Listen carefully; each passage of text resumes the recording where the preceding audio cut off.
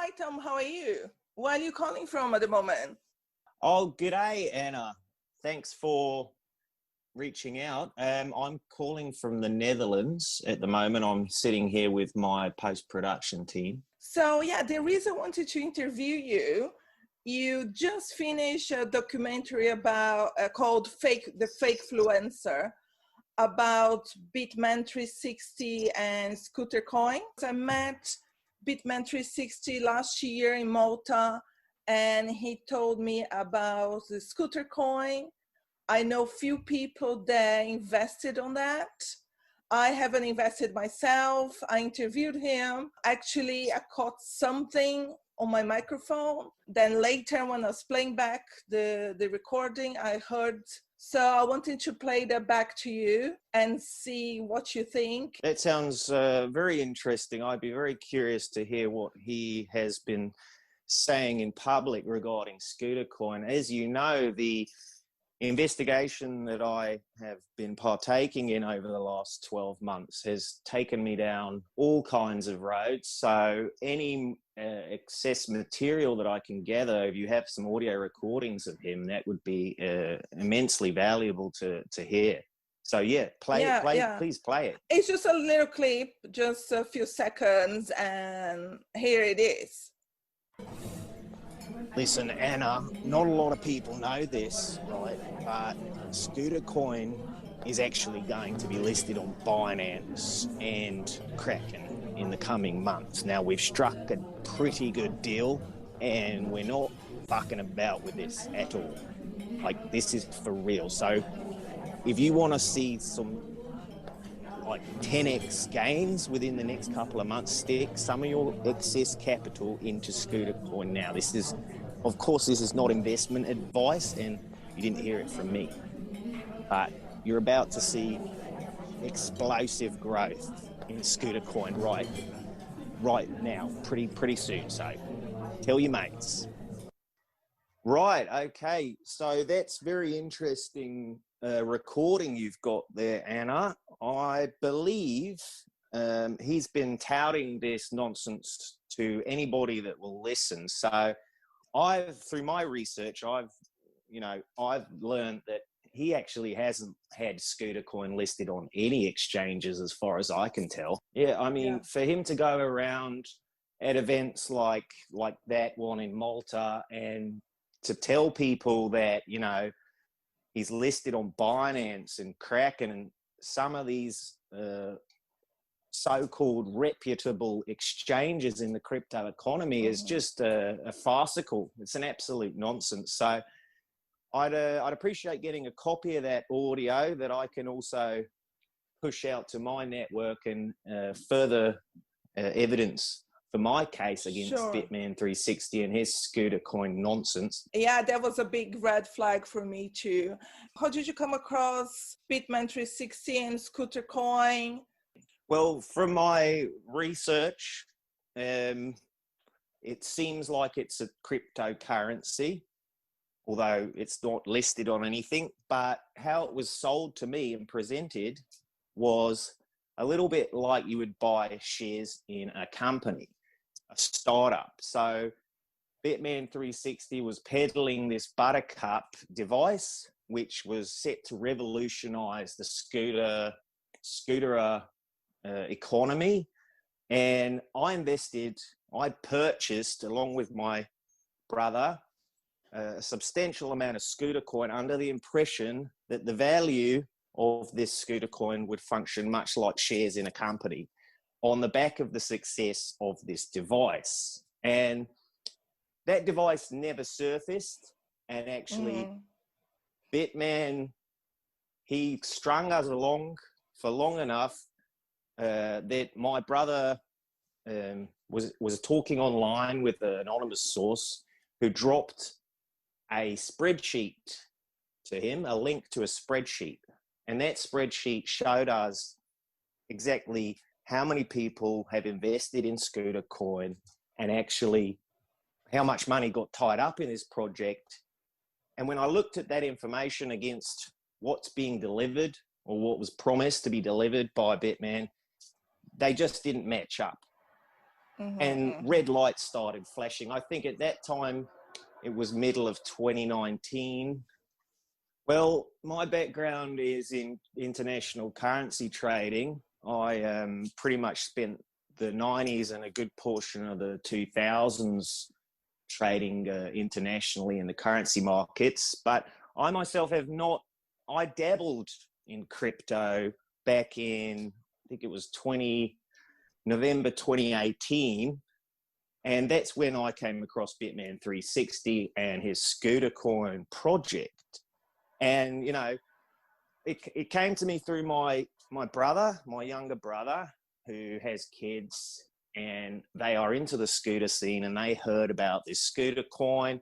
At that time, Bitman was online peddling his own project, and my brother picked up on it. I had a bit of excess capital that I was flushed with from my previous trading career. I won't discuss how much I went in with, but I went in with my brother on some Scooter Coin under the impression that there would be a device delivered called the Buttercup One, or it was just called the Buttercup back then when we got that information. And at that point I decided, you know, I've always wanted to move into TV and film production. I fancy myself as a bit of a TV presenter type character. So I looked at my options and I thought, you know what, I'm going to go for it. I'm going to investigate this guy, and I'm going to make a movie about what he's been up to.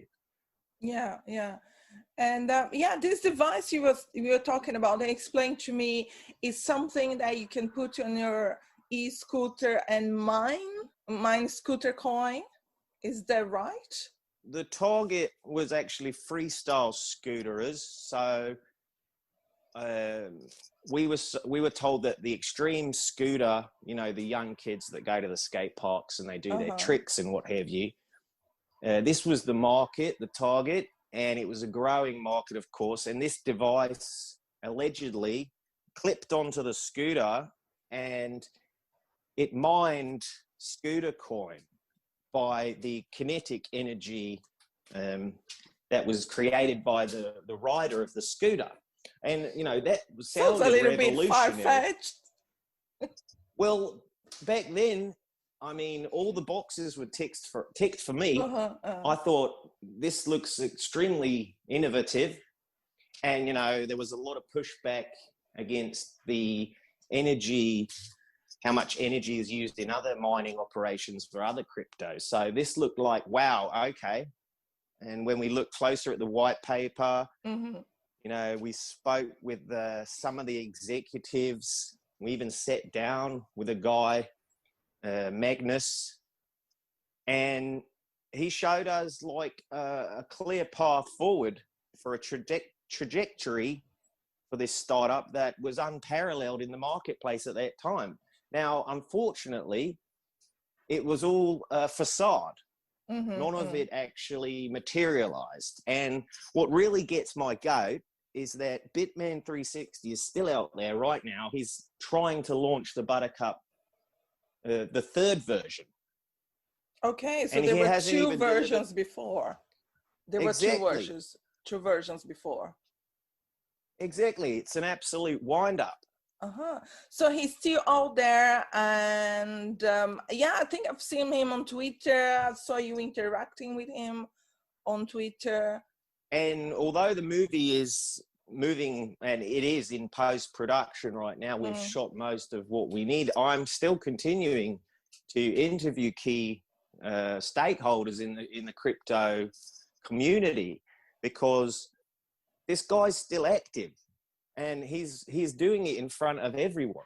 It's not like he's in hiding or anything. So the Buttercup that he talks about now is probably very likely the same shit that he was trying to sell a couple of years back. And of course, if you look at the history of Scooter Coin price, you can see it's flatlined. Nothing's happened with that token, and all the money that we and others put into this project has vanished. But going back to talk about the movie, the documentary, so you said you're in post-production now, And That's right. also you came to Sweden to look for Bitman 360. Do you want to talk a little bit about your findings, what happened? Obviously without giving too much away, because people wouldn't want, I want people to go and watch the documentary. But essentially, like any good investigator, we took that investor list that we got in the beginning, and we started to go through it and contact people to get their side of the story, if you like.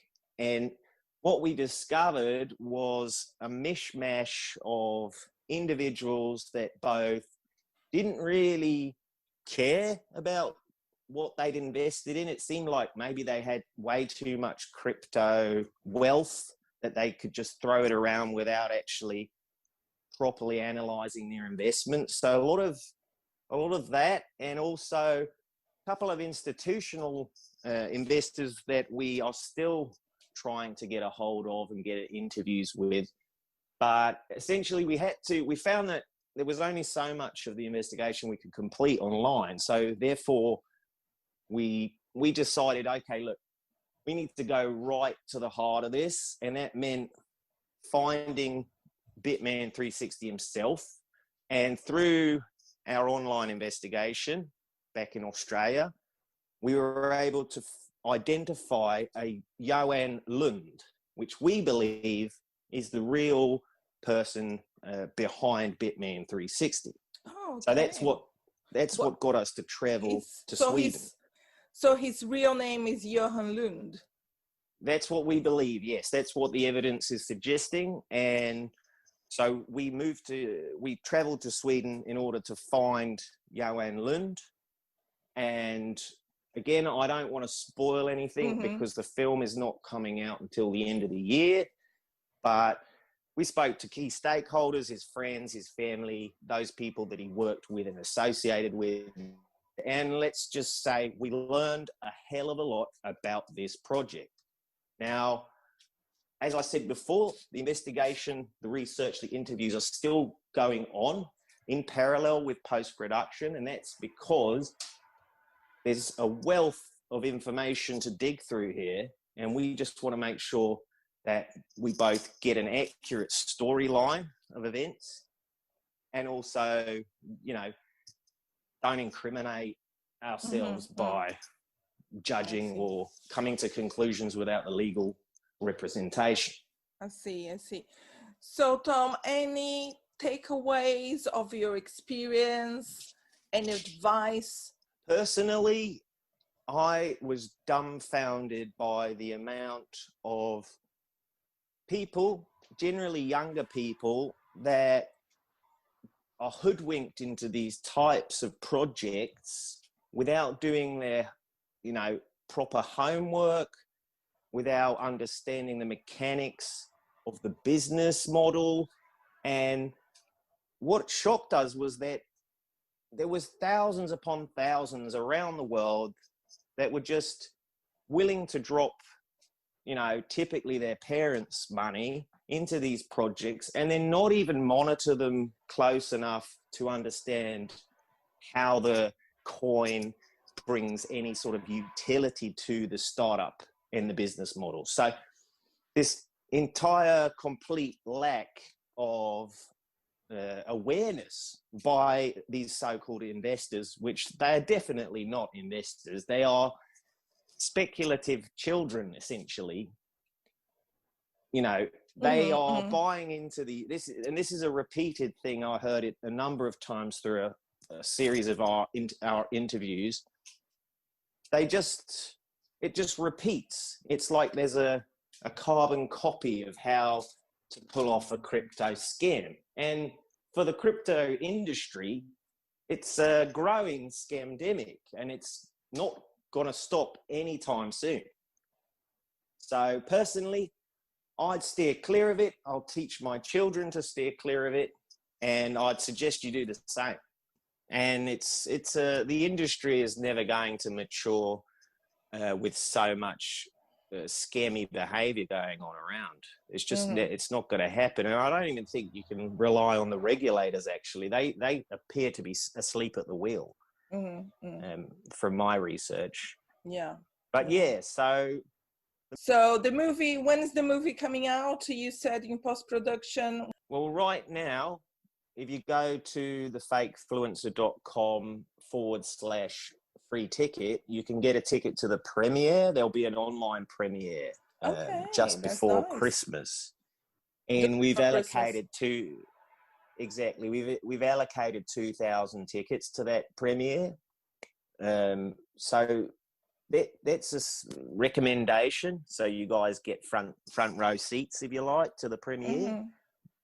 And just go to fakefluencer.com/free ticket. Very easy to remember. Exactly. And get your ticket to watch the premiere online. And actually, when you do that as well, you also get access to behind the scenes. So you get a little bit more from me and the crew on, you can think of it like a vlog. But, well, thank you very much, Tom.